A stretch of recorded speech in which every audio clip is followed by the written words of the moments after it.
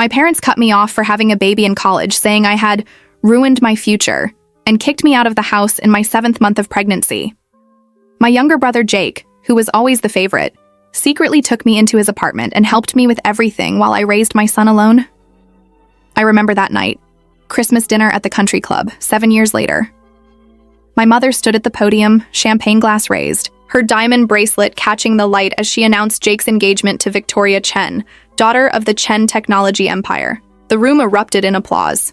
My mother's eyes found mine across the room, and her smile turned razor sharp.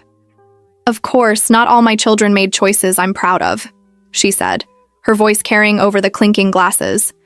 "But at least one turned out successful." The room went silent. Waiters froze mid-pour. Victoria's father shifted uncomfortably. I felt my 5-year-old son, Nathan, grip my hand tighter under the table.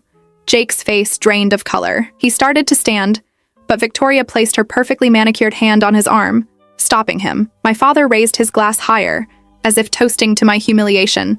I could hear whispers spreading through the crowd like wildfire. There she is, the daughter who got knocked up, still struggling, probably here begging for money. My mother took another sip of champagne, savoring the moment like expensive wine. Nathan looked up at me with those big brown eyes, confused why Grandma was being mean. I squeezed his hand gently, then did something no one expected. I stood up, smoothed my dress, the one I'd bought at a thrift store, and altered myself, and smiled. Not a sad smile, not an embarrassed smile, a knowing smile. "Thank you, Mother, for that touching speech," I said, my voice steady and clear. The room's attention snapped to me.